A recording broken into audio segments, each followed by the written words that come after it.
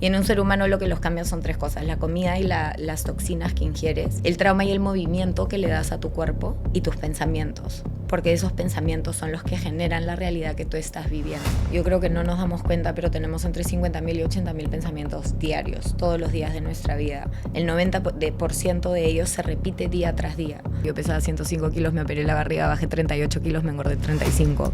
Entonces no hay varita mágica que exista. Es un poco como ir al gimnasio, ¿no? Te miras al espejo, no ves un cambio y dices, ya la mierda, va a tirar la toalla. Pero no te das cuenta que si te enamoras de la rutina, de la disciplina, y que con constancia y repetición, en el tiempo puedo ver una transformación abismal. Creo que al final la muerte es nuestro siguiente paso. Es la única certeza que todo ser humano tiene. Creo que no hablamos lo suficiente de la muerte porque es algo doloroso a lo que le tenemos miedo, pero todos nos vamos a morir. No es negociable. ¿Te has preguntado qué harías si el dinero no fuera una preocupación? Mi nombre es Cristian Arens y hace 5 años que soy libre financieramente. ¿Cómo lo logré? Quédate aquí y te contaré todos mis secretos.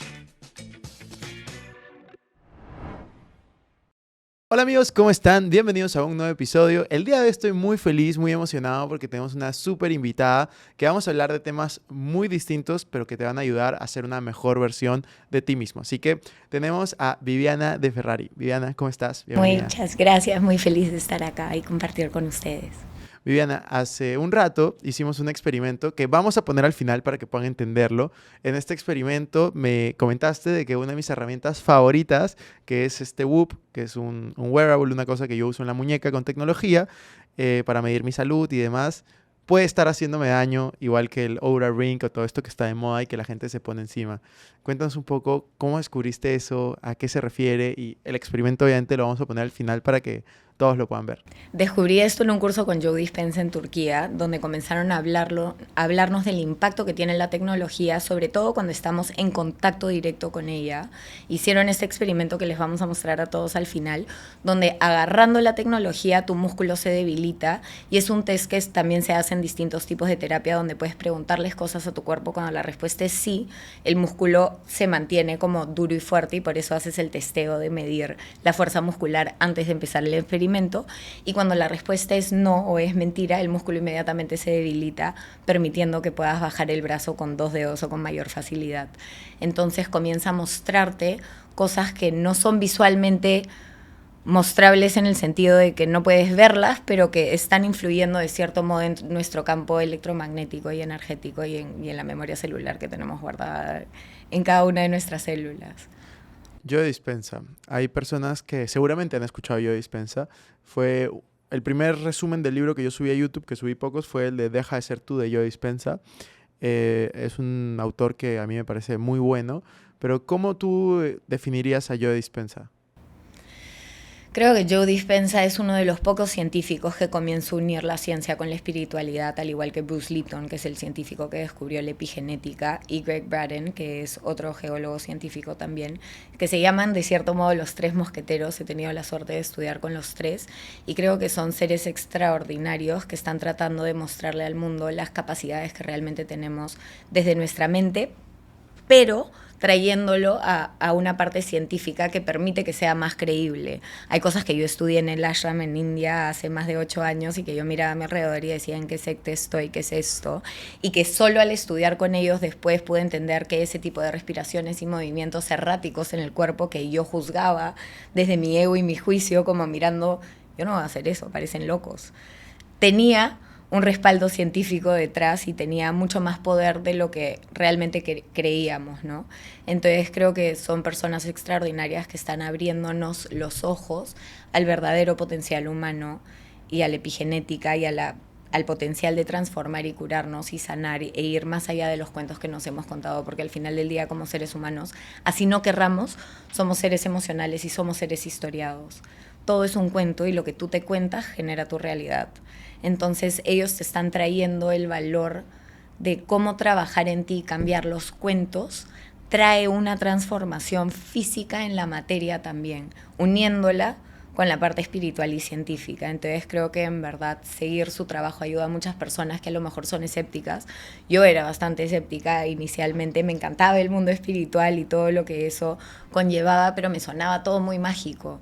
Era como, ya, los milagros son posibles para otras personas, pero no necesariamente para mí. Entonces lo creo, pero no termino de creerlo, y creo que con ellos fue terminar de cerrar esa creencia o ese escepticismo que podía estar cargando, diciendo, ok, está científicamente probado, está respaldado, está mostrado, y me metí a estudiar con ellos de cajón para poder ayudarme también a transmitir esto a otras personas, porque si bien hago mucho trabajo con gente individual en uno a uno y con ONGs, también hago muchísimo trabajo con empresas, y a veces las empresas no quieren irse tanto al espiritual, y creo que Bruce Lipton, Joe Dispenza ayudan a aterrizar dentro de lo que es medible, digamos, y comprobable, todas estas cosas que para mucha gente puede sonar un poco fuera de sitio y de lugar.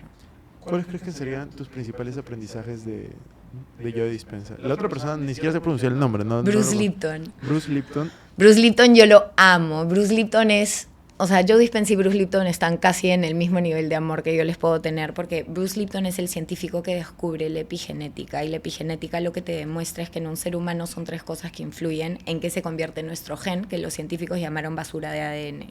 Resulta que ese 99.9% que se llamaba basura no es basura, son proteínas que tienen entre 10.000 y 100.000 tipos de variaciones, y en un ser humano lo que los cambia son 3 cosas: la comida y las toxinas que ingieres, el trauma y el movimiento que le das a tu cuerpo, ejercicio también cuenta, y tus pensamientos, porque esos pensamientos son los que generan la realidad que tú estás viviendo. Tú y yo podemos experimentar el mismo evento, tú puedes decir que fue maravilloso y yo puedo decir que fue una mierda. Mismo evento, la única diferencia es el observador. La forma en la que yo estoy interpretando y mirando es distinta a la forma que tú estás interpretando y mirando, sin embargo eso es lo que está creando nuestras realidades en paralelo, por más que hemos vivido el mismo evento en conjunto. Entonces, ellos son para mí seres maestros que están trayendo toda esta información y enseñándote que tú tienes mucho más poder del que crees. Y para mí me han permitido ser como este puente de, sí, he estudiado diversas cosas en los últimos 12 años, desde espiritualidad hasta ciencia, con neurólogos, hasta el chamán que vive metido en la montaña. Y me han permitido ir tejiendo y uniendo un poco lo que dicen de este lado con lo que dicen del otro, con el respaldo científico, lo cual hace que para las personas sea más fácil de digerir y de por lo menos darse el chance de intentarlo. Me has hecho acordar un documental que vi hace poco. Estaba viendo el documental, no sé si lo has visto, pero me encantó esa parte que tú dices, desde chamanes hasta neurólogos, porque justo estaba viendo el documental este de Jacobo Greenberg, no sé si lo viste, que es un mexicano, que decían que estudiaba eso y que justo desapareció y se volvió polémico, está en Netflix. Y sabes que a mí me llama mucho la atención lo que me dices, porque yo considero que, yo sí me considero muy, muy curioso, entonces yo digo como, me encantaría tener la oportunidad de, ponte, de sentarme con chamanes y luego compararlo con personas neurocientíficos o personas que están estudiando todo esto, como es el caso de Joe Dispenza y todo lo demás. ¿Cuáles consideras que han sido o sea, los aprendizajes más relevantes que estás aplicando a tu vida hoy en día, después de ir a estas conferencias, estos estudios y estos talleres? La autoobservación, el cuento que me cuento. Yo creo que no nos damos cuenta, pero tenemos entre 50.000 y 80.000 pensamientos diarios, todos los días de nuestra vida. El 90% de ellos se repite día tras día. Entonces, darnos cuenta que cuando nos quejamos que no hay un cambio, es porque no estamos cambiando lo primero, que es la forma en la que pensamos, para abrir espacio energético a otras cosas.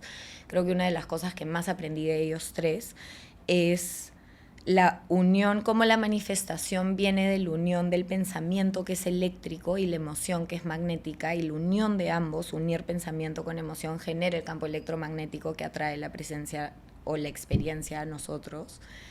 Entonces creo que eso fue como lo más guau, porque si bien sí venía manifestando cosas como la mentoría con Jean Houston, que fue un milagro manifestarla, y yo sentía que me había ganado la lotería galáctica porque me lo dio al precio que yo podía pagar, que era el 10% de lo que realmente costaba su mentoría. Ya con esta parte científica es darme cuenta que esos pensamientos generan un campo eléctrico que hacen que yo o piense más de eso. Es como cuando estás molesto o estás triste o estás con miedo.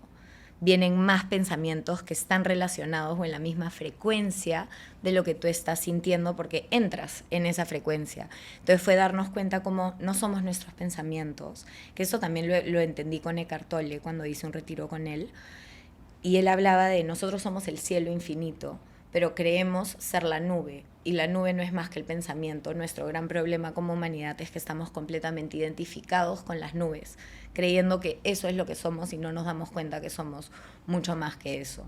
Entonces creo que la unión de todo lo que he ido aprendiendo me ha mostrado la importancia de nuestros pensamientos y cómo eso genera la realidad. Y yo sé que suena repetitivo y que lo hemos escuchado 1.000.000 de veces, pero se repite y se escucha 1.000.000 de veces porque es mucho más poderoso de lo que tú crees realmente.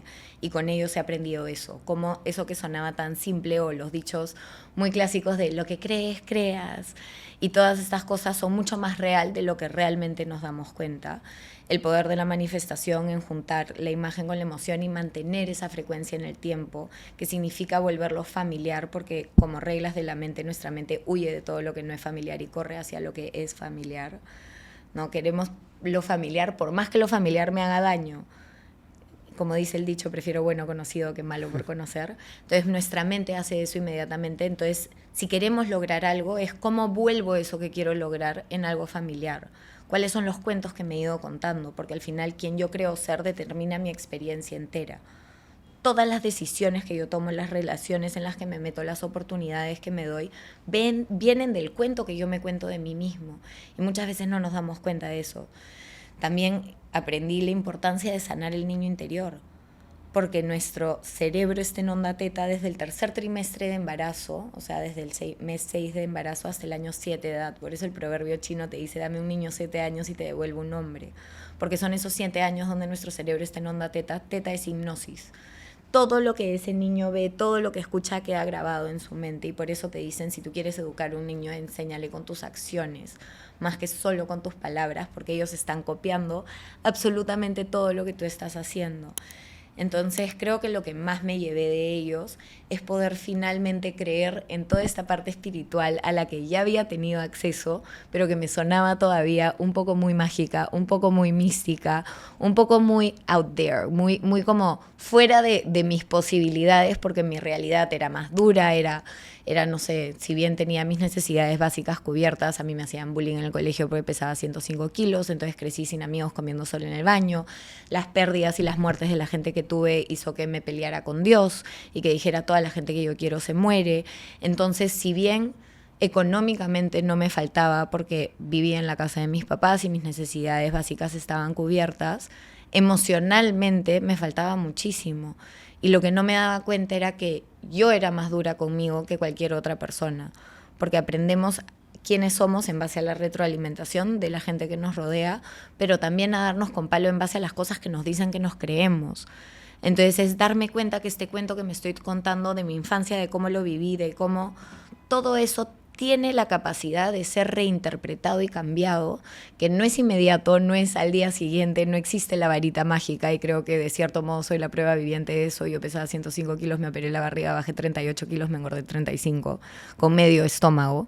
Si no hay un cambio acá, no hay un cambio que dure a largo plazo. Yo nunca cambié mi relación con la comida, seguía siendo tóxica.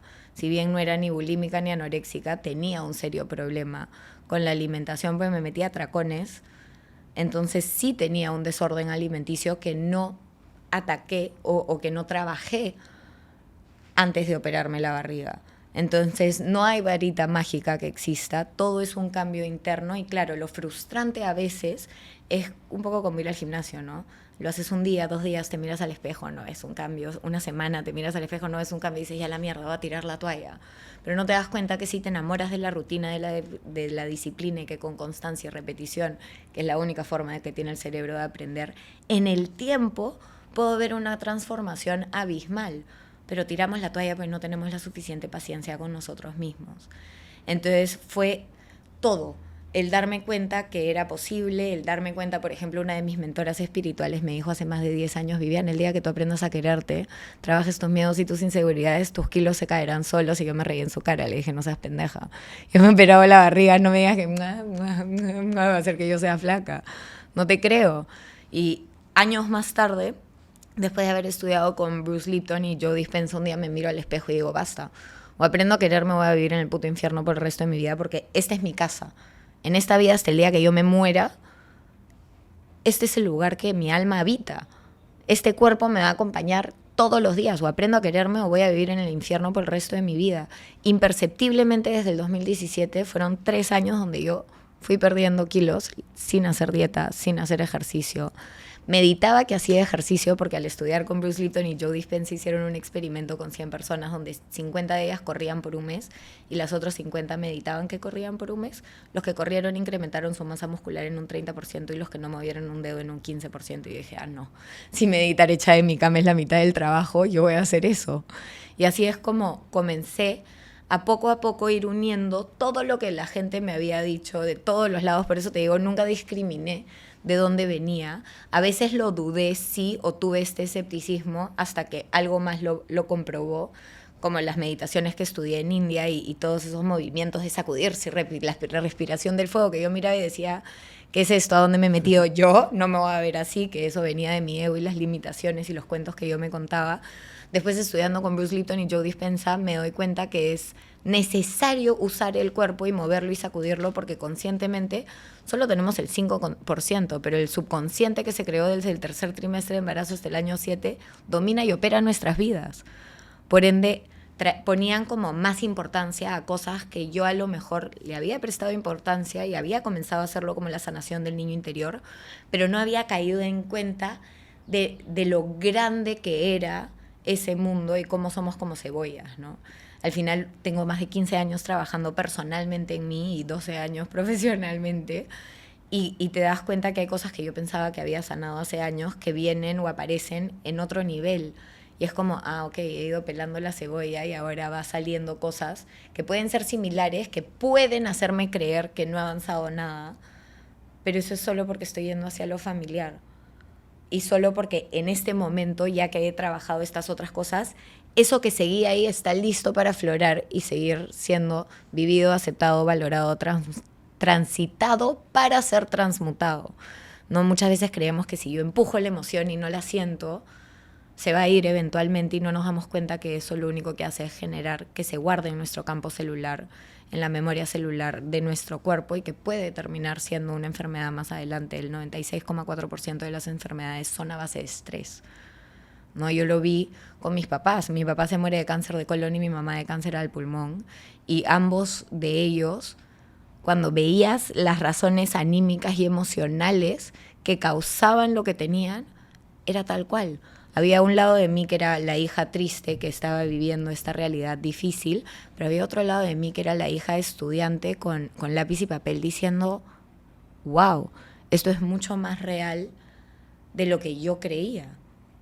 En el caso de mi papá estaba perfecto, lo operan, le quitan el cáncer, hacen los test a los marcadores y los ganglios ya que habían quitado como extra más allá del tumor, todo estaba limpio. Y él se mantuvo limpio desde febrero hasta julio. Y en julio tiene una llamada con una persona que era importante para él, donde él decide contarle lo que tenía y la respuesta de esa persona es, tú eres un hombre fuerte, hablemos de lo que es importante, y le cambia de tema a hablar de cualquier otra cosa. Y para él eso fue un puñal en el corazón. Desde esa llamada se comenzó a sentir mal. 3 semanas después le hacemos un nuevo PET scan, habían 3 tumores nuevos, hígado, páncreas y colon.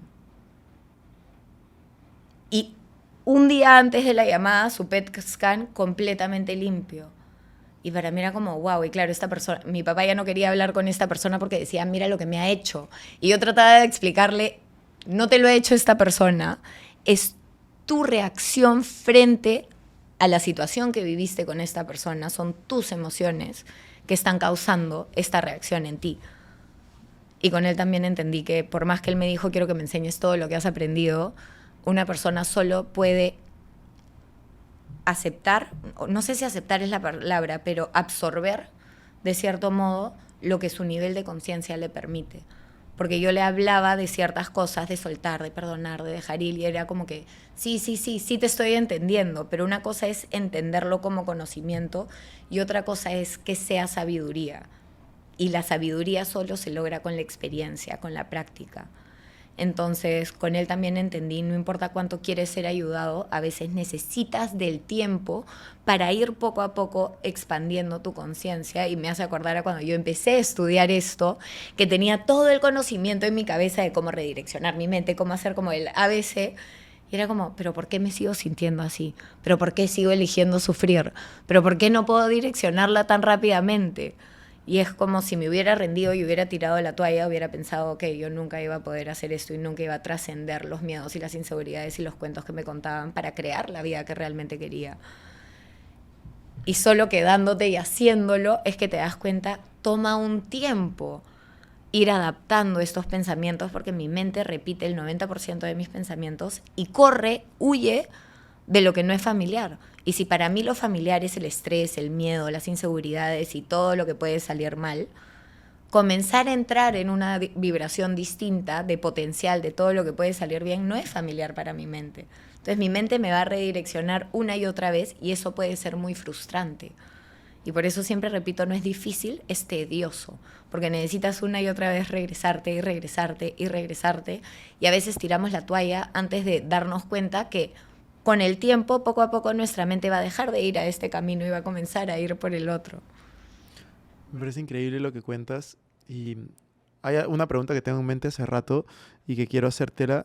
Es, tú antes, bueno, estábamos grabando y no se grabó, pero estabas contando un poco tu historia y ahora vamos a poder profundizarla. Pero me contaste un poco acerca de que a los 19 años murió tu mejor amiga, tus dos abuelos murieron también cerca, luego tus padres. Mi pregunta es, ¿cuál es la relación que tú tienes hoy en día con la muerte? ¿Cómo ves la muerte? Veo la muerte como el siguiente paso, como el regreso a casa, de cierto modo.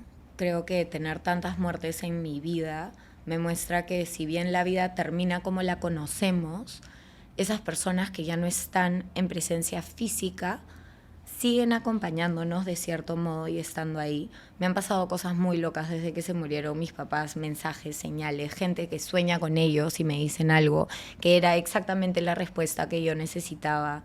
Entonces, por más que no los vea, siento de cierto modo que me acompañan y por más que como humana daría lo que fuera por tener a todas estas personas de regreso en mi vida, sé que no se puede y que la realidad que me toca vivir hoy es lo que hay.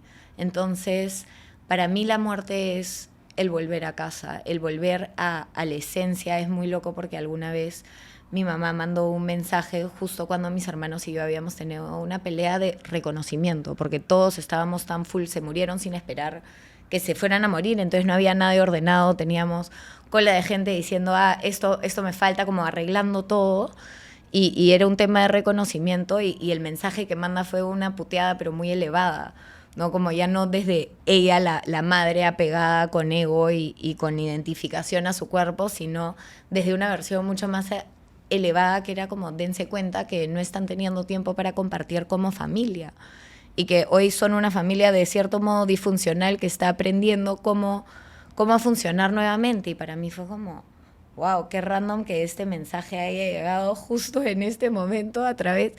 Entonces no puedo verlo como el final y que todo se acaba porque no ha sido la experiencia que me ha tocado vivir. A lo mejor cuando murieron mis abuelos y mis tíos y mi mejor amiga, sí tenía otra visión completa de la muerte, donde Dios es malo y me quita a la gente que yo quiero y ya no quiero querer a nadie más, entonces me vuelvo una piedrita que me costó como 10 años desvolverme de salir de esa piedrita en la que me había convertido.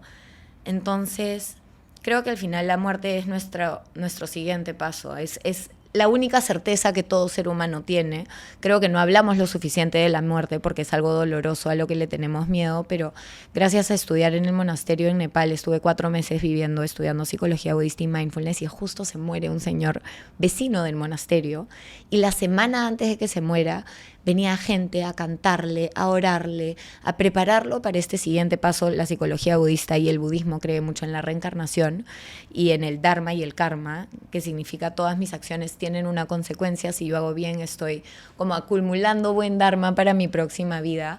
y ver cómo toda esta gente veía la muerte no como el final, sino como una transición de celebración, porque también estuve en India donde pude estar en un funeral indio donde quemaban el cuerpo y bailaban alrededor antes de meterlo al río y todo era triste, pero al mismo tiempo era la tristeza de ya no tenerte físicamente, pero la celebración de la trascendencia de tu alma. Entonces creo que las experiencias que he vivido a lo largo de mi vida, desde lo personal hasta de lo que he podido acompañar, me ayudó a ir abriendo mi mente hacia lo que es la muerte, aceptándolo como la única certeza que tenemos: todos nos vamos a morir. No es negociable. No sabemos qué va a pasar mañana, pero sabemos que un día nosotros, como Viviana, voy a dejar de existir en este plano terrenal. Es la única certeza que tenemos, que nos vamos a morir. Y me parece muy loco cómo le tenemos tanta aversión y tanto miedo a la muerte y no queremos hablarlo y se convierta en el fin del mundo. A muchas personas les cuesta superar muertes porque tienes el cuento de si yo estoy bien después de que se muere mi pareja, mi hermano, mi papá, mi quien sea que se ha muerto, significa que no lo quería lo suficiente, ¿no? Entonces tenemos tanto apego y tanta aversión al mismo tiempo a las personas que nos rodean, a los cuentos que nos contamos, a la muerte, al dejar de estar acá, cómo vemos eso, que creo que es un tema súper interesante y no nos damos cuenta que tenemos pérdidas a lo largo de nuestra vida, desde personas que mueren hasta pérdidas materiales de trabajo, y que muchas veces todas esas pérdidas nos van marcando, ¿no? Porque la vida está llena de ellas. A mí me encanta el significado que le has dado y yo creo que concuerdo mucho. O sea, una palabra que a mí me gusta mucho es resignificar, ¿no? Y yo creo que cuando le pones un significado nuevo a algunas palabras y algunas ideas que tiene tu mente, justamente el cuento que te vas contando cambia. Y yo creo que eso es algo que de manera consciente yo he comenzado a trabajar durante los últimos años y definitivamente te ayuda, o sea, te ayuda un montón porque muchas veces algunos significados te ponen en una situación de victimismo, ¿no? Y hay otros significados que en verdad, como el de trascendencia, el de libertad, creo que ayudan mucho al momento de hablar de la muerte. Y yo creo que al final, justo el otro día estaba hablando con Javier Calvo Pérez de este tema también, que él tuvo una pérdida de su hijo, y él me estaba contando de un libro que me lo compré, que justo hablaba, no por el título del libro, pero era como el significado de la muerte desde el punto de vista budista, ¿no? Entonces era desde el punto de vista de monjes. Y me pareció súper interesante, comencé a verlo, todavía no lo he leído, solo lo ojeé un rato, eh, pero me pareció maravilloso. Lo otro que quería conversar también contigo y que me pareció interesante dentro de esto que estabas contando es el significado de las enfermedades. O sea, tú contabas un poco lo de tu papá, ¿no? Pero luego contaste que pasó algo parecido en otros familiares y demás. ¿Cuál es el significado, cómo tú ves las enfermedades, ¿no? O sea, tú lo ves como una manifestación de la mente en el cuerpo, tú lo ves como algo que sucede por causalidad, casualidad, o ¿cómo lo ves? Yo creo que la casualidad no existe, que somos mucho más creadores de nuestras vidas de lo que creemos, pero no nos lo han contado y no nos damos cuenta que todo lo que pensamos, todo lo que sentimos va influyendo en nuestra realidad. He aprendido que las enfermedades se proyectan primero en nuestro campo energético, y es ese campo energético quien informa la materia. Gracias a estudiar con Bruce Lipton y Joe Dispenza, hicieron un experimento, otro científico, que no me acuerdo si era de Yale o Harvard, donde comenzaron a estudiar los campos electromagnéticos primero de los huevos de serpiente, de tortuga, y el estudio evolucionó a ver los campos electromagnéticos de los ovarios de las mujeres. Y lo que encontraron en este estudio fue que todo tiene un campo electromagnético, así como nosotros completos tenemos un campo electromagnético, cada uno de nuestros órganos también, que vibran en la sintonía, que puede ser armónica o no armónica. Y lo que encontraron es que todos los campos electromagnéticos armónicos eran ovarios sanos, y que habían algunos que tenían perturbaciones en el campo electromagnético, y que esos ovarios tenían cáncer o no tenían cáncer, y semejaban ser o parecían ser ovarios saludables, que a los meses desarrollaron cáncer.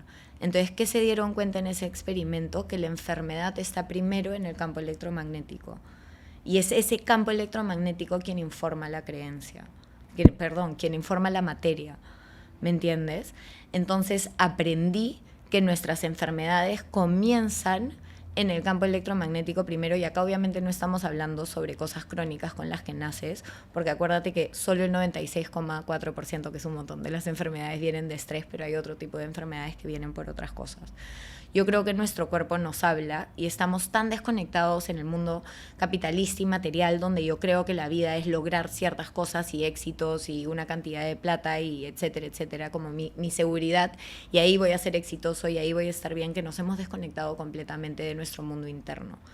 ¿No? Como el mundo que vivimos nos ha llevado hacia lo exterior, que sí es maravilloso y bravo, pero nos olvidamos de que nosotros somos un universo adentro también y nuestro cuerpo constantemente nos está hablando. No sé si alguna vez te ha pasado que te sobreexiges, sabes que tienes que descansar, pero dices, no, ya mañana y de la nada resfriado a la cama, no te puedes mover y es tu cuerpo diciendo, basta, o paras o te paro yo. Entonces, si bien no soy especialista en exactamente qué enfermedad viene con qué, hay libros que no son muy fáciles de encontrar, pero el científico Ernest Hammer, que era un científico alemán que dicen mataron en la cárcel porque fue el científico que descubrió la correlación entre la enfermedad y el cáncer. Entonces hay estudios de él, no es tan fácil comprar sus libros en ningún lado, pero él es la persona de la cual yo estudié, como te digo, no es mi área de expertise, lo estudié en un libro y fui viendo en base a los otros científicos que iban hablando de estas relaciones y cómo se muestra todo primero en el campo electromagnético y luego va la materia. Yo me acuerdo en la última sesión que llevé a mi papá con una de mis sanadoras, yo he conocido a gente que no debería estar viva según la ciencia. Entonces yo nunca perdí la esperanza como hasta el final, que lo llevo a una terapia, yo entro con él y ahí es donde me di cuenta porque ahí escuché la emoción que todavía tenía guardada, cosa que a mí me decía, no, sí, lo entiendo, yo lo dejo ir, yo lo suelto y ahí me di cuenta, uy, mierda, sigue con la emoción del niño herido. Entonces cuando él sale para llamar a esta persona, yo le pregunto a mi mentor y le digo, Lu, mi papá no la va a hacer, ¿no? Me dice, me encantaría decirte lo contrario, pero su campo electromagnético, su campo energético está lleno de huecos. Le pregunté cuánto tiempo y me dijo, puede ser unos días, unas semanas, un mes, pero ya está lleno de huecos por afuera, o sea, y no se están cerrando, no hay un cambio, no hay una evolución. Y desde ese día en adelante es donde yo comienzo a mentalmente prepararme de, ok, si ya estamos por acá, lo más probable es que no haya marcha atrás. 2 semanas después de eso mi papá estaba muerto. Entonces, ya haberlo estudiado con Bruce Lipton y que después esta mentora que me dijo que yo iba a ser flaca cuando trabajara, mis miedos y mis inseguridades, ver la reacción emocional que él tenía, que a mí me hizo darme cuenta en base a lo que yo había estudiado, como, ok, sigue habiendo emoción ahí, no lo está sanando, pero que esta persona también me diga como el campo electromagnético está lleno de huecos. Para mí era como extra confirmación, como te decía, hay cosas que yo de repente no hablo por años porque necesito vivir distintas experiencias que confirmen eso antes de poder compartirlo. Sin embargo, mi mamá fue cáncer al pulmón y cáncer al pulmón tiene que ver con llorar la muerte de un familiar querido. Mi mamá lloró la muerte de mi papá 3 meses antes de que mi papá se muera, si no fueron más. O sea, desde que él comienza a sentirse mal la segunda vez, desde ahí mi mamá comienza su luto. Y yo le decía, pero todavía no está muerto, aguanta, aguanta. Y cuando internamos a mi mamá, que es una semana después de que muere mi papá, le dieron 6 meses a 1 año de vida, que se convirtieron en 2 semanas. Y los doctores no podían explicar cómo el cáncer había crecido tan rápidamente. Y yo decía, claro, pues científicamente no lo pueden explicar, pero emocionalmente, si tomáramos en la ciencia, y como te digo, yo no soy doctor, no es mi área de expertise, no quiero meterme en problemas porque entiendo que el mundo y la industria farmacéutica es de trillones de dólares y gobierna el mundo y nos prefieren enfermos, pero poder ver las cosas que había estudiado como en prueba real me hizo creer aún más en el poder que tiene nuestro cuerpo y nuestra mente de enfermarnos o de sanarnos. Me hizo creer más en todas las cosas que había estudiado porque estaba viendo la evidencia de lo que había estudiado y la ciencia no me la podía explicar. Nadie me podía explicar por qué pasó de tener 6 meses a 1 año a te recomendamos que la cedes porque se va a morir en las próximas 24 o 48 horas y que 4 horas y media después de esa conversación esté muerta. Wow. O sea, nadie podía explicarlo. Pero el alma de mi mamá había tomado una decisión. Creo que con eso también aprendí que nadie se va ni un día antes ni un día después. Mi papá estuvo 5 días sin riñones. A mí me recomendaban curas exorcistas para que se muera tranquilo. Y yo le decía, no entiendes, es que este gordito es bien terco. Se va a ir cuando quiera irse. Y uno de los mensajes que mandó fue, yo solo me dejé ir porque los ángeles me mostraron que tu mamá estaba enferma y que iban a ser ustedes 3 con 2 enfermos. Y literal, papá se muere y a la semana estábamos en la clínica con mamá internada. Wow. ¿Me entiendes? Entonces son estas pequeñas cosas que hacen que no puedan dejar de creer en esta parte espiritual y unirla obviamente con la parte científica, porque yo he sido la más escéptica de todas. La persona que más quería creer y más quería que fuera real, pero que más me costaba, porque era como ya, de repente es real para cierto selecto grupo de gente, pero no para todo el mundo. Y resulta que sí, es real para todo el mundo que elija creerlo y elija hacer el trabajo, ¿no? Yo últimamente he estado investigando mucho acerca de medicina, pero no de la medicina tradicional, o sea, de la de Estados Unidos y todo eso, que estoy averiguando que, o sea, a ver, tiene más o menos 100 años de historia, sino estoy averiguando mucho de la medicina, sí, o sea, de la medicina china y la medicina de la India, ¿no? La Ayurveda, o sea, porque son medicinas con mucha más historia y cómo tratan y afrontan las enfermedades es totalmente distinto al enfoque tradicional, o sea, el que conocemos en Latinoamérica, ¿no? Que es totalmente influenciado. Definitivamente. Entonces es un tema que a mí me interesa, ¿no? Además que ve el cuerpo como piezas, como si fuéramos un carro que desarmas y no como un conjunto integral, a diferencia de la Ayurveda y la medicina china, que lo ve como un conjunto integral. Todo es uno y se conectan entre sí. La medicina que tenemos actualmente no. Bruce Lipton contaba en una de las conferencias en las que estuve de cómo el esposo de su mamá sufría de presión alta y claro, para llegar al doctor tenían que manejar 3 horas, entonces llega y dicen, uy no, tú tienes presión alta, que no sé qué, toma que están tus pastillas, y que al día siguiente o a los 2 días la mamá lo encuentra desmayado en el piso y resulta que no sufría de colesterol alto, sino que las 3 horas en el carro con la mujer lo habían puesto un humor de mierda. Entonces, claro, cuando llega el doctor mide los signos vitales y dice, ah, no, esto aquí está tu receta, chao, y nunca le preguntó por el ambiente en el que estuvo antes de llegar a consulta, que influye en la emocionalidad del cuerpo, porque cuando tú piensas en futuro o pasado, ¿tú cuándo lo sientes? Tu cuerpo lo siente hoy, ahorita, en este momento. Por eso te hablan del poder de la hora. Como dice Eckhart Tolle, solo existe el ahora. Tu mente puede viajar en el tiempo, sí, porque podemos pensar distintas cosas, pero las reacciones físicas y emocionales las vives ahora, ahorita, en este momento. Entonces, si no tomamos en consideración todo lo que nos rodea y me meto en una emoción, es mucho más fácil seguir operando desde esa emoción y no darme cuenta que he entrado por algo externo.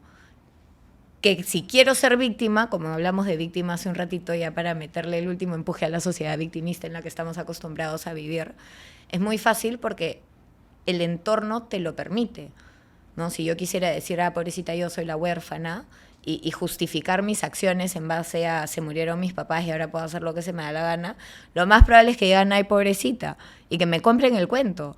El problema está cuando nos compramos el cuento, dejamos de ser responsables, que nos quita la habilidad de responder. Responsabilidad es habilidad de responder. ¿Cómo respondo frente a las situaciones que la vida me pone al frente? Total, no, a mí me encanta esa parte. Y una pregunta que me gustaría hacerte es, ¿cómo entrenas tu mente? O sea, tú hablas mucho de mentalidad, ahora se nota que has trabajado muchísimo en eso, pero ¿qué hábitos tienes para entrenar tu mente? Y también cómo entrenas tu mente en el sentido de, ¿tienes un plan de crecimiento? ¿Tienes algo que te gusta? Todos los años tengo que, me voy a inventar, hacer un retiro a la India, todos los años tengo que hacer tal, y luego más en el día a día, ¿cómo lo manejas, no? Tengo un mix, porque soy creyente de que uno tiene que aprender a vivir consciente y darnos lo que necesitamos realmente. Entonces, una de las cosas que busco es cómo hackeo mi mente, ¿no? Porque al final yo tengo miedos, inseguridades, entonces, ¿cómo hago para que esos no me jueguen en contra si ya comienzo a conocerlos, ¿no?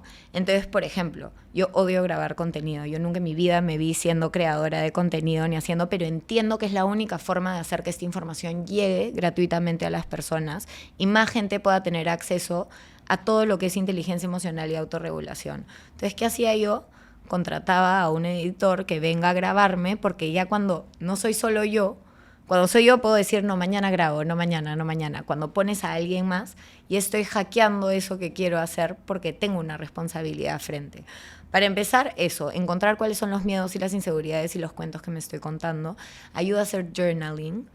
Yo sé que tú hablas muchísimo de escribir las cosas y por qué es tan importante escribir a papel y lápiz, porque usas tu cuerpo como un canal para soltarlo. Después, encontrar los puntos claves. Nuestro cerebro en las mañanas cuando recién me levanto y en las noches cuando me voy a ir a dormir está en onda teta. Son los mejores momentos para meditar, para reprogramar mi mente subconsciente y hacer afirmaciones, hacer journaling. Si no te quieres mover y te da flojera, puedes simplemente agradecer por 5 minutos en tu cama mientras te vas estirando antes de pararte. Entonces agradeces tu colchón, tu almohada, tus sábanas, tu cuerpo, tu movilidad, tu respiración. Agradecer. ¿Por qué? Porque también agradecer te pone, tú solo agradeces cuando recibes. Entonces, cuando comienzas a hacer de la gratitud un hábito, estás abriéndote a recibir y tener más de qué agradecer. El trabajo en el espejo. Yo sé que a veces uno se siente ridículo cuando se mira al espejo y se comienza a hablar, pero en las mañanas cuando te estés lavando la cara, lavando los dientes o estés al frente del espejo, mirarte y decir te amo, te amo, te amo. Tienes que pensar que la relación más larga que tenemos en la vida es la de nosotros con nosotros mismos. Somos los únicos que nunca nos vamos a abandonar, desde el día que nacemos hasta el día que nos morimos.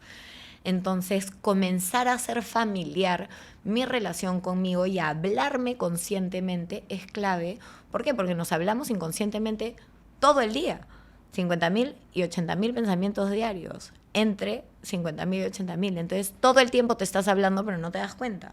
Entonces, si hablarte te parece incómodo, conscientemente, imagínate todos los cuentos que te estás contando inconscientemente y de qué forma te los estarás contando. Porque eso influye, tu pensamiento te lleva a la emoción y esa emoción me lleva a la acción. Entonces no me doy cuenta que estoy en piloto automático constantemente. Entonces lo que yo quiero es tomar conciencia para comenzar a salir de ese piloto automático y de lo familiar que ya conozco, que a veces no es beneficioso para mí, simplemente es familiar, por ende lo clasifico como seguro. Hablarnos a nosotros mismos, buscar los mejores horarios, que es en la mañana y en la noche, cuando recién me levanto me voy a ir a dormir. Journaling ayuda muchísimo a ver cómo estoy transitando y cómo me estoy sintiendo. Contarme mi historia. ¿Qué me cuento de mí? ¿Quién soy? ¿Cómo fue mi infancia? Y ver qué cuentos salen de ahí. ¿Qué creo de Dios? ¿Qué creo de la vida? ¿Qué creo del éxito? ¿Qué creo del amor? ¿Qué creo de los hombres? ¿Qué creo de las mujeres?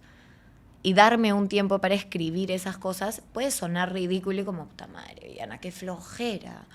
Pero si tú no te das el tiempo de ponerlo en un papel, sigues siendo inconsciente las creencias que tienes, que siguen determinando las reacciones que vas teniendo, por ende los resultados que vas teniendo en la vida y no te das cuenta.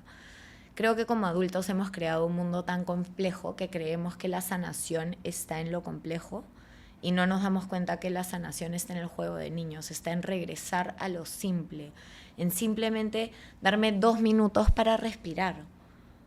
2 minutos para respirar ya hace que comience a salir de mi mente. Cada vez que alguien está teniendo un ataque de ansiedad, te dicen regresa al cuerpo, a tus sentidos, qué hueles, qué sabes, qué puedes tocar, cuál es la textura. ¿Por qué? Porque regresar al cuerpo te saca del cuento de la mente en el que puede estar. Entonces, son cosas pequeñas y simples que necesitan de repetición y disciplina y constancia. Entonces, por eso decía, es como ir al gimnasio una semana, mirarte al espejo y no, ya voy a tirar la toalla. Si no tiras la toalla, te juro que en el tiempo comienzas a ver un cambio. Tú que has comenzado a trabajar en ti, ¿no has visto cómo nada ha cambiado, pero todo ha cambiado solo porque tú has cambiado la forma en la que ves y te acercas a situaciones distintas? Total, todo. Es como nada cambia, pero todo cambia porque tu percepción cambia, por ende la forma en la que lo ves, la forma en la que reaccionas, comienza a cambiar y comienza a abrirte nuevas puertas y nuevas posibilidades. Yo creo que algo que has dicho, pero que me gustaría recalcar es lo poderoso que es hacerte las preguntas correctas, que tú has mencionado muchas de esas preguntas, ¿no? Como qué es el éxito, qué significan los hombres, las mujeres, el amor, Dios, que es una pregunta que te voy a hacer ahora. Pero a mí me encanta eso, porque yo creo que lo que a mí me ha ayudado a tener claridad en mi vida es justamente hacerme preguntas correctas y comenzar a responderlas de manera constante. O sea, preguntarme cosas como qué es el éxito, qué es para mí el amor, qué es para mí la felicidad, qué es para mí la vida. Es como cosas que normalmente no te preguntas y de hecho yo siempre lo llevaba por el dinero, ¿no? Porque yo vengo de una realidad en la cual yo pensaba que el dinero era, o sea, cuando era pequeño yo pensaba que el dinero era la fuente de todos los problemas, ¿no? Yo veía muchas discusiones por dinero, entonces yo así lo asumí de pequeño y por eso fue que dije, tengo que emprender para poder tener dinero y no tener problemas. Luego me di cuenta de que no era así. Este, Igual si no hubieras cambiado eso que creías del dinero, no hubieras logrado lo que has logrado. obvio, obvio, es como que tus traumas te construyen, entonces es parte de la persona que soy, pero luego es como lo resignifiqué justamente cuando tenía toda la cantidad de dinero que yo había soñado y me sentía vacío, ¿no? O sea, no era feliz, no me sentía lleno y decía como que, ¿qué está pasando en mi vida? Ahí fue donde escribí El valor del fracaso, que fue el libro que, como más personal que he escrito, en el cual contaba cómo yo me sentí, cómo comencé a resignificar muchas cosas, plantearme cosas diferentes.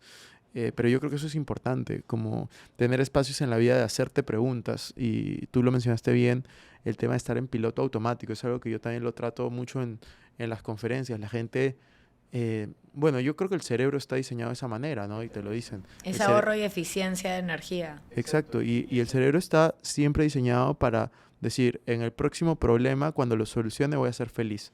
En el siguiente ascenso, en la siguiente pareja, en la siguiente, no sé, gran logro que esperes en tu vida, voy a ser feliz. Y es como, exacto, y no te das cuenta, oye, ven al momento presente, vive la hora, ¿realmente vas a ser feliz ahí?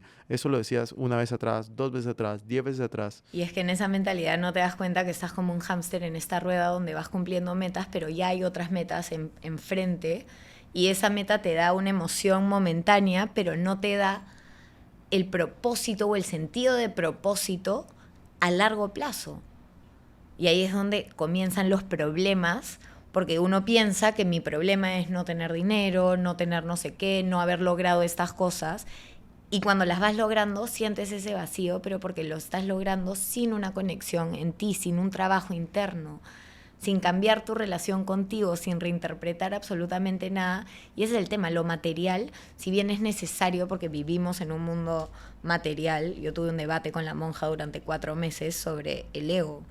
¿Me entiendes? Porque para la monja que vive una vida monástica y sus necesidades básicas están cubiertas, la meta es la erradicación del ego, pero tú y yo que queremos ser mejores profesionales, que nos guste hacer voluntariado, viene del ego también. Y yo le decía a ella, pero conocerlo y salir adelante en base a esto, y era como, no, hay que erradicarlo. Y yo, ya, pero en una vida no monástica se necesita de este ego para tratar de ser mejor, pero conociéndolo, conociendo los cuentos que me estoy contando, conociendo cómo me estoy autolimitando a mí misma y qué posibilidades me estoy dando, porque si no, llego a tenerlo todo y no estoy contenta porque no he trabajado en lo más importante, que es mi relación conmigo y mi percepción con el mundo y hacerme las preguntas correctas que me ayuden a reformular la existencia, pero yo ya no soy la persona que era en ese entonces. Tú sabes que para mí una de las relaciones más importantes que también puedes tratar, o sea, obviamente aparte de con uno mismo, con la familia y demás, es con el dinero. O sea, es una relación que muchas veces es tóxica. Yo así comencé mi primer libro, hablando de la relación tóxica con el dinero. Eh, pero es una relación en la cual al final lo que tú crees del dinero se va a reflejar en tu vida. Entonces, si tú amas el dinero está mal, si tú odias el dinero también está mal. Si tú, por ejemplo, crees que los que tienen mucho dinero son corruptos o lo que sea, está mal porque obviamente nunca vas a querer ser eso. Y trabajar, ponte, la creencia que yo tengo respecto al dinero, que puede ser falsa, cierta o lo que sea, pero es mi creencia, es que el dinero amplifica lo que eres. Entonces, si Si tú es eres... bueno, amplifica lo bueno. Si es malo, Exacto, amplifica lo malo. exacto. Me gusta la Entonces, forma que tienes de verlo, porque de cierto modo creo que es muy, muy real. sí, es como, para mí el dinero es energía. Y si tú das mucho, vas a recibir mucho. Si tú das poco, vas a recibir poco. Si tú lo intentas acumular, se va a podrir. Si tú lo que tienes que hacer con el dinero es que fluya a través tuyo hacia otras cosas, canalizarlo y va a volver. Pero si tú estás con miedo, e intentas guardarlo y solo ahorrar debajo del colchón, pues obviamente se va a podrir, te lo van a robar, lo vas a perder. Porque así funciona, es energía. Tú no puedes acumular, tú tienes que dar para poder recibir, tiene que fluir.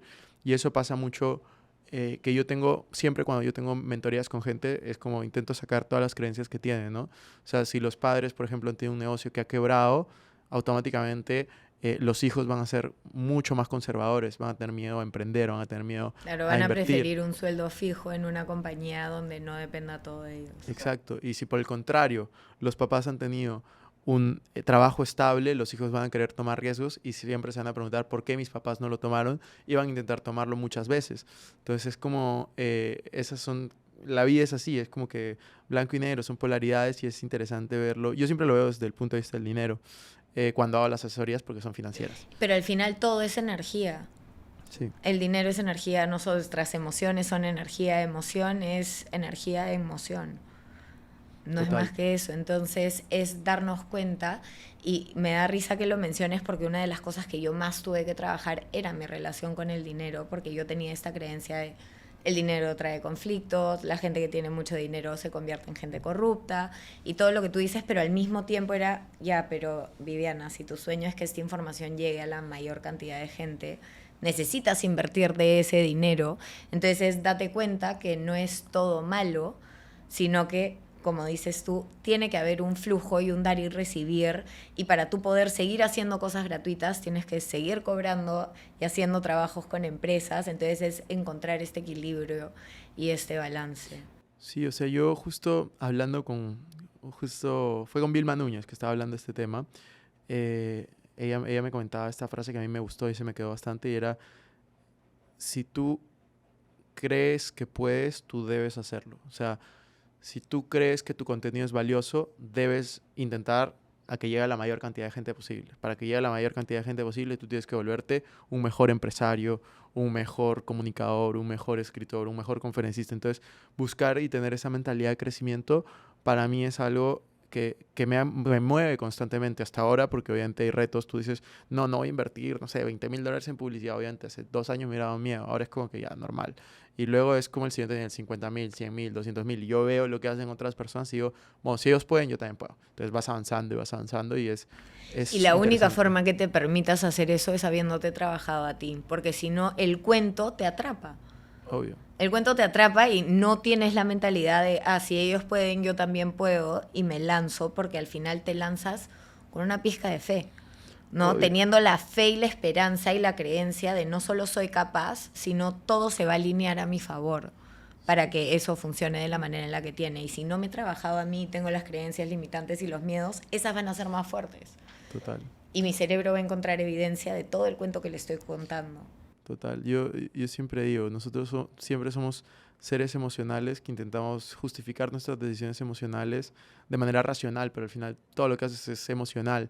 Siempre digo también que somos seres emocionales tratando de ser seres racionales, pero no nos damos cuenta que somos emocionales al 100% y que la emoción está guiando nuestras acciones. Y eso pasa también en las inversiones, por eso yo te lo digo, o sea, la bolsa de valores, mucha gente, que es una de las cosas que yo enseño, es como mucha gente dice, la bolsa de valores tengo que ser como financista para poder entender y para poder invertir, y yo digo, o sea, en verdad esa es la creencia de la gente, pero la bolsa de valores es mucho más emocional que racional, o sea, las oportunidades en la bolsa se dan de manera, cuando tú obviamente haces un análisis racional, pero aprovechas la emocionalidad del mercado que está tratado por personas que o se desesperan y se vuelven súper avaros y se vuelve todo súper caro, o se desesperan y se vuelven todos muy miedosos y venden.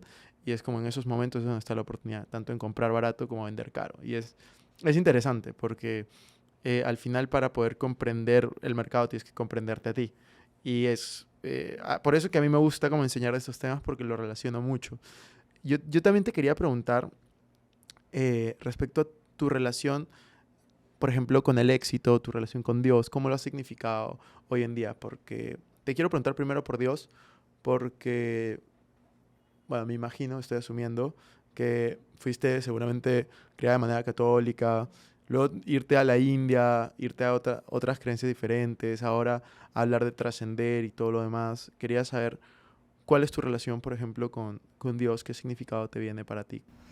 Yo creo en Dios, creo en Jesús, creo en la Virgen, creo en Buda, creo que todo existió y que está ahí y merece nuestro respeto y nuestra conexión.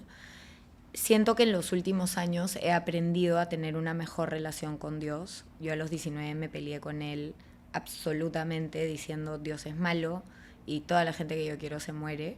Y me costó un montón de tiempo volver a encontrar esta conexión. Siempre creí también en el universo y en la energía, por eso a veces cuando hablo es como en lo que tú creas, en esa fuerza como más grande que nosotros, en esa presencia divina y absoluta que está ahí, que está en todo lo que nos rodea.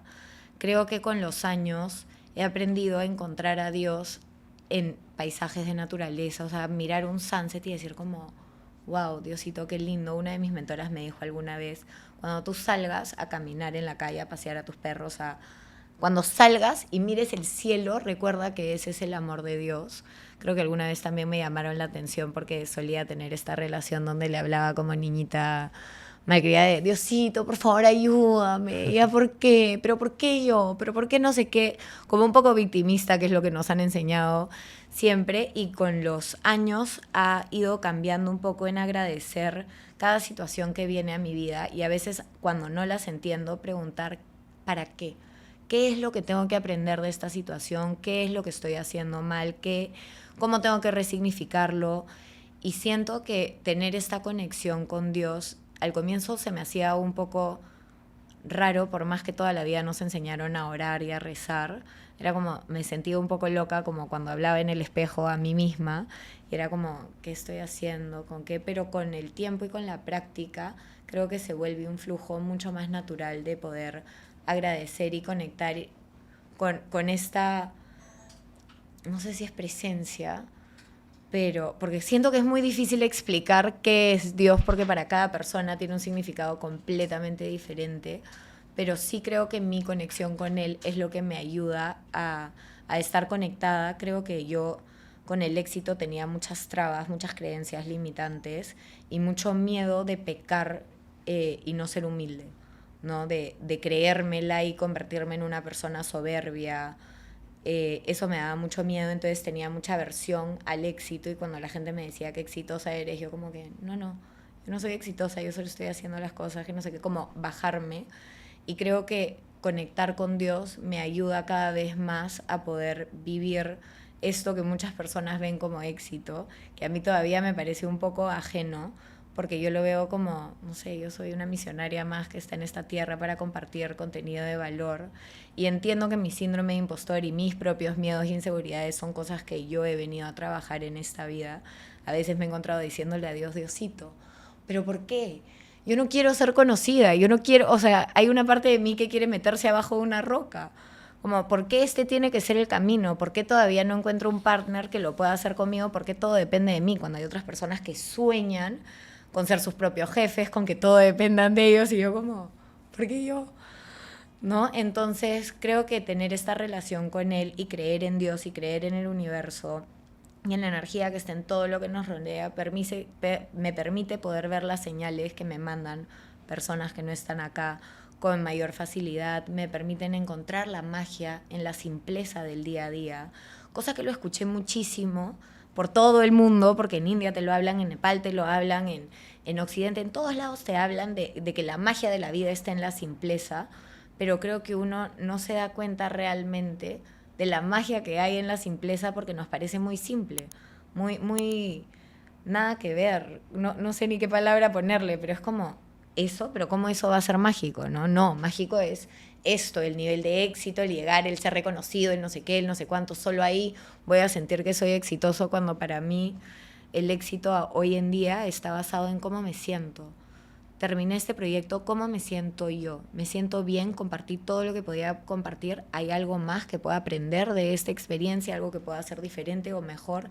Entonces creo que esa conexión con Dios me ayuda a, poco a poco poder ir abriéndome a seguir compartiendo y seguir haciendo cosas y seguir mostrándome, que es algo que por un lado me aterra y por otro lado sé que es necesario porque sé que yo tuve mucho privilegio de tener acceso a todos los cursos y mentores a los que he tenido acceso y mi pregunta siempre fue ¿por qué no nos han enseñado estas cosas en el cole? Viviríamos en un mejor mundo, con nosotros mismos y con los demás.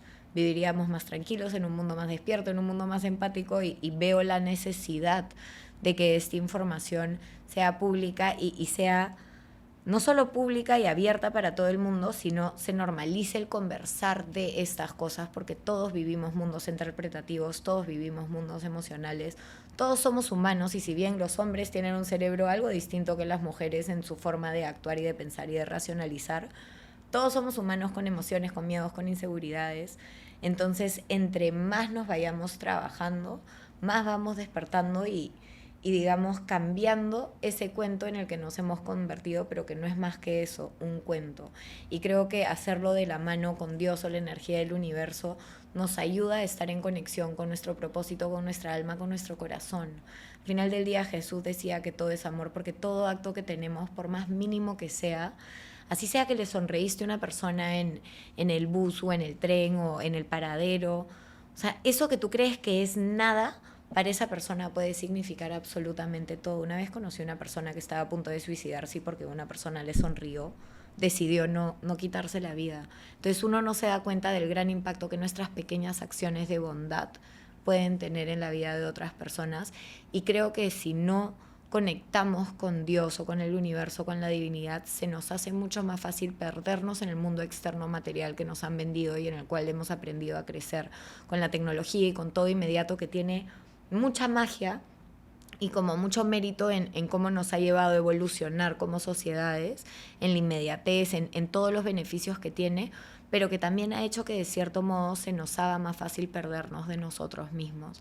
Entonces tiene que ver con aprender a vivir en el mundo en el que vivo, conectando con quién soy realmente, de la mano de Dios o Buda o de quien sea que creas creer, perdón, porque eso al final creo que nos ayuda a mantenernos puros de corazón. O sea, creo que cuando camino de la mano con Dios y cuando me entrego y cuando le pido ayuda a mis guías, a mis ángeles, a Dios, a Jesús, me ayuda a quitarme un poco el peso de la responsabilidad también. Una de las grandes razones por las cuales yo no quería hacer eso es porque a mí me queda muy claro, y una mentora en Estados Unidos me lo dijo, es: Vivian, el día que tú te subes a un escenario, la gente cree todo lo que sale de tu boca. Porque ya el hecho que estés en un escenario hace que te dé una cierta validación, por más que las personas que te escuchen no te conozcan. Y vas a ver que la gente hace esto. Y yo decía, mierda. ¿Y si digo algo que les caga la vida? ¿Y si digo algo que no es? Entonces, ¿cómo busco la verdad absoluta? Y creo que de ahí nació, creo que mi inseguridad más grande, que era no ser suficiente, no, y no ser buena en esto, me llevó a estudiar por el mundo y a no ponerle pero de dónde venía la información, porque yo lo que quería era tener la verdad. Y entre más estudié, más me di cuenta que no hay una verdad. Lo que hay son múltiples metodologías y que cada quien tiene que buscar lo que le funciona, ¿no? Y que hay cosas que no te funcionan o que a mí no me funcionaron hace 7 años y que hoy en día sí me funcionan porque ya trabajé mi mente y mi ego y los cuentos que me cuento, al punto de entender no solo la parte espiritual de esto que me habían enseñado, sino que hay una correlación científica y un beneficio y un impacto trascendental para el cuerpo y la mente que lo está poniendo en práctica. Entonces creo que al final, sin fe es muy difícil lanzarte a la piscina, y tener una conexión con Dios te permite confiar y tener esta fe, y te permite ayudarte a cargar toda la mochila que estás cargando, ¿no? Porque por muchos años yo sentía que yo estaba sola y que todo era mi responsabilidad y que si yo decía algo y las personas lo malinterpretaban era mi culpa. Y es como, date cuenta que no, al final tú solo puedes compartir lo que sepas, lo que has vivido desde tu experiencia. Por eso hay muchas cosas que no hablo, porque si yo no lo he puesto en práctica y no me ha funcionado a mí y a múltiples de otros clientes míos, prefiero guardármelo. Si mientras siga viva van a seguir habiendo metodologías que vayan funcionándome más adelante, que voy a poder compartir. Entonces para mí tiene que ver con compartir desde la honestidad todo lo que he aprendido que me ha funcionado, diciendo que existen miles de metodologías ahí, que está en cada una de las personas, encontrar qué es lo que le resuena y qué es lo que le funciona, y que si lo haces de la mano con Dios o con el creador en el que creas o el universo, creo que te ayuda a quitarte un poco ese peso y hacerlo realmente de corazón. No pensando en un fin monetario de lucrar, por más que me he dado cuenta con los años que es necesario. 2023 y 2024 hice full eventos gratuitos y era como, claro, ¿y ahora quién va a pagar por el sonido, por el no sé qué? Y era como, ok, esto tampoco es sostenible a lo largo del tiempo, pero creo que hacerlo de la mano con Dios me ayuda a confiar un poco más y a que el miedo sea un poco más bajo. No significa que no está, pero significa que no lo tengo que cargar sola. Me encanta. Cuéntanos de los servicios que ofreces a empresas. ¿Qué servicios les ofreces? Depende de la empresa. Hago charlas, talleres y retiros. Entonces pueden ser charlas de 1 hora y media, aunque suelo preferir los retiros porque te dan, creo que desde el año pasado, antepasado, comencé a manifestar ese sueño que era no solo que me contraten para una charla, pero tú tienes que pensar que una charla es como ir y plantar una semillita, la gente sale high ese día de emoción, diciendo ya sí, pero si no tomas acción, el 90% de tus pensamientos son iguales día tras día y después de un par de días vuelves a entrar en el mismo funk. Y sí puede que esas semillas vayan creciendo y vayas transformando ciertas cosas, pero siento que en los talleres de más horas y en los retiros que son un par de días cuando hacen sus planeamientos y ellos tienen toda una agenda de lo que tienen que ver, pero yo puedo acompañarlos de toda la agenda de inteligencia emocional como para abrir, cerrar y hacer uno en el intermedio. Lo que más me gusta es ver cómo personas que no creían en nada de esto comienzan a encontrar las herramientas beneficiosas para ellos y comienzan a ver pequeños cambios que pueden ser chiquititos, pero que a largo plazo comienzan a generar una gran transformación en ellos. Entonces, todas las charlas, todos los talleres y los retiros que hago son hechos a medida. Yo tengo más de 10 años estudiando todo lo que tiene que ver con inteligencia emocional y crecimiento personal y espiritualidad. Entonces, en base a las creencias, la misión, el valor, el propósito que tienen y que quieren entregar ellos y lo que están dispuestos, porque tengo empresas que me dicen, ya viví, haz todo lo más loco que quieras, llévalos, pon los calatos, que salten, que bailen, mételos al mar, o sea, haz todo lo que quieras. Y hay otras que me dicen, ya no, sí queremos que nos hables de manifestación y de energía y de sanar al niño interior, pero aterrízamelo más. Entonces, dependiendo de la empresa que tenga al frente, cuando trabajo con bancos, ponte suele ser más aterrizado, pero he tenido empresas de seguro que me dicen, vuélvete loca, haz lo que quieras, ¿no? Entonces, dependiendo de lo que quieren, se va armando distintas cosas que puedan ser disruptivas, pero al final tienes que pensar que lo disruptivo, el cerebro aprende por shock o sorpresa. Entonces, la sorpresa ayuda a que eso quede grabado. Por eso también Tony Robbins, cuando vas a sus eventos, te da un manifiesto que dice, en este evento se usa el lenguaje tabú, porque el lenguaje tabú que son lisuras, que él para diciendo carajo y lisuras todo el rato. ¿Por qué? Porque eso genera como un shock en tu mente que hace que lo que sea que te haya dicho quede grabado con mayor facilidad en tu mente.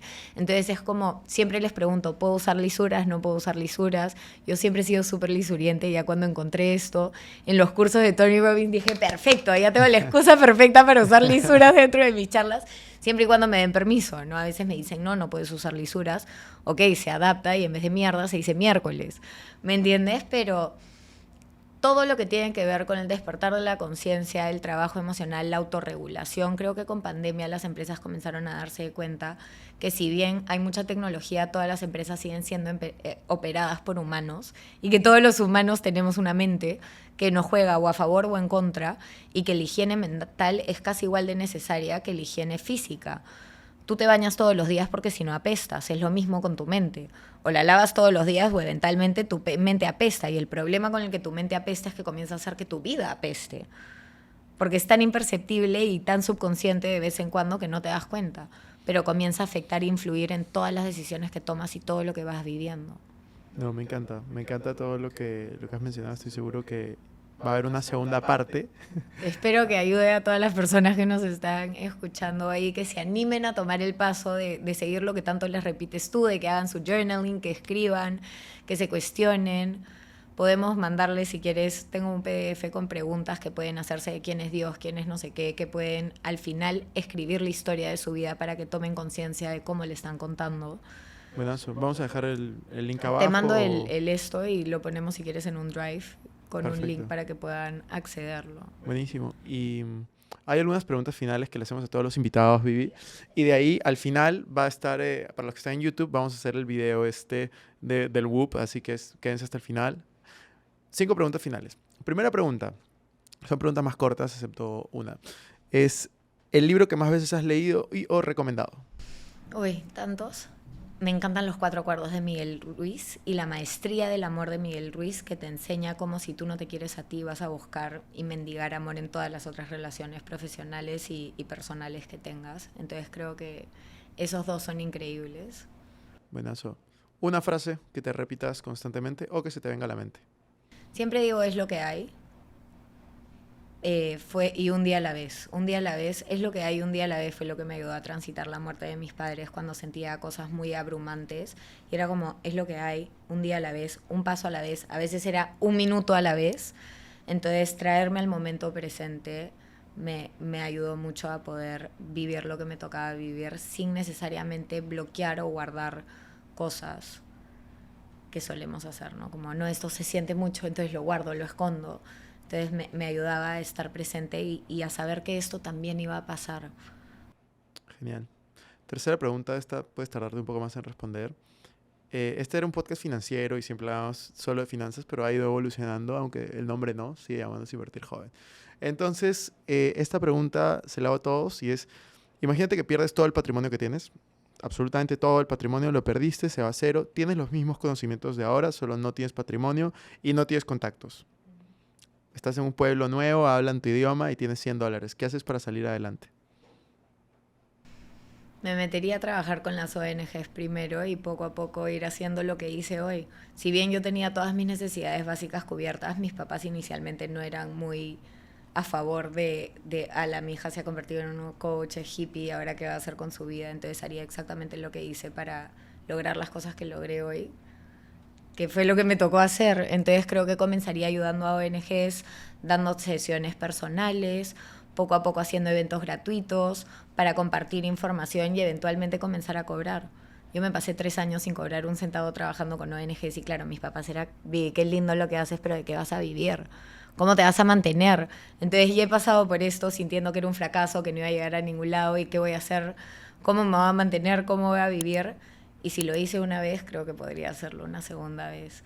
Sobre todo, cuando ya lo haces por segunda vez, creo que se te es más fácil confiar, porque la primera vez sí viví en tortura y fueron 7 años de tortura hasta que llegué a ser económicamente independiente de mis papás. Porque la pregunta era, ¿cuándo voy a ser económicamente independiente? ¿Cuándo voy a salir de esto? Entonces creo que me ayudaría desde más confianza poder seguir el mismo camino, que es empezar con lo gratuito, ayudando, colaborando, hasta que poco a poco la gente vea el valor y pueda comenzar a cobrar y a vivir de eso. Buenísimo. Cuarta pregunta. ¿Cómo te gustaría ser recordada? No lo sé. Como una persona de buen corazón que vino y compartió todo lo que supo para ayudar a otras personas. Quinta pregunta y la última. ¿Cómo inviertes tu dinero? Esa pregunta se la he hecho a todos mis invitados. No tienes que decir montos, obviamente, pero sí porcentajes. No sé, tengo el 100% en propiedades, tengo el 50% en tal lugar. O ¿qué haces con tu patrimonio? No he sido muy buena con inversiones, la verdad. Si bien entiendo muy bien la emocionalidad y el costo hundido, para mí la bolsa de valores es algo que nunca invertí. Entonces he tratado de diversificar y tener un poquito en Bitcoin, un poquito en metales. Creo que el oro y la plata en físico, que ahora se puede comprar como ETFs para no tener que guardarlo tú en caso te lo roben o se pierdan. Creo que los metales van a subir mucho más de lo que creemos. Entonces he visto la forma de poder comprar ETFs de eso. En real estate no tanto, aunque lo estoy considerando, estoy viendo y haciendo como rutas de cómo funcionaría, si hay alguna forma de comprar una propiedad y que con el alquiler la propiedad se vaya pagando sola de la hipoteca o algo así. Entonces recién estoy aprendiendo y entrando dentro del mundo de las inversiones. Tengo muy en claro que existen los costos hundidos, que mucha gente no ve porque se aferra emocionalmente. Entonces, por lo menos esas cosas las tengo mapeadas y estoy poco a poco aprendiendo cómo entrar, más que nada por lo seguro. Como te digo, creo que los ETFs de oro y plata han sido mis mejores aliados, son bastante ilíquidos, entonces tienes que pensar que si lo vas a hacer debería de ser con ahorros con los que no quieres contar y una inversión más a largo plazo de acá 10, 20 años, ver qué pasa con ellos, no necesariamente siguiendo las fluctuaciones del mercado actualmente. Y sí, y siempre buscando proyectos nuevos o cosas nuevas donde pueda participar. Buenazo.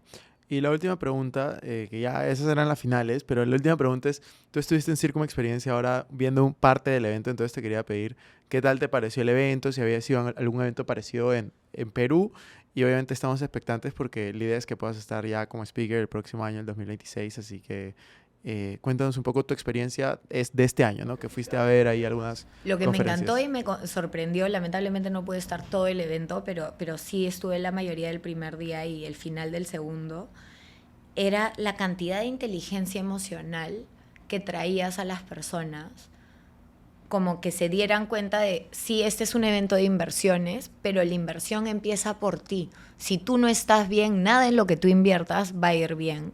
Entonces para mí fue muy, no sé si gratificante es la palabra, pero fue muy bonito ver cómo otras personas que están en otro rubro y que se dedican a otro rubro han sido tan influenciadas por su propio camino de despertar que se han dado cuenta que es lo que la gente necesita para tener un mejor mundo de inversiones. Porque al final tú has ido cambiando, no fui a los otros Circum, pero según lo que entiendo, has ido incorporando mucho más de crecimiento personal y desarrollo personal en los eventos, porque en base a tu historia has ido viendo el gran impacto que esto tiene y cómo te ayuda a escalar tus inversiones a otro nivel solo al comenzar a trabajarte a ti. Entonces eso me encantó. Lo que más me gustó también fue ver cómo varias de las personas que hablaban de cosas muy similares a las que yo hablo, pero de una manera súper distinta. Entonces fue como, qué bonito, porque al final permite que el mensaje llegue de distintas maneras a distintas personas, cada uno con su historia personal. Entonces me encantó poder ver que hay eventos así en Perú. Nunca había ido a un evento así en Perú, en otros lados del mundo sí, pero acá no, así que felicitaciones por lograr que eso sea llevado a tantas personas, porque creo que es algo súper necesario unir el saber cómo invertir, pero sobre todo el trabajar en ti, porque al final no importa en qué mundo termines, trabajar en ti ya te convierte en tu siguiente nivel. Ya te lleva a trascender los cuentos que te estés contando para ser una mejor persona en todos los ámbitos de tu vida y se ve reflejado.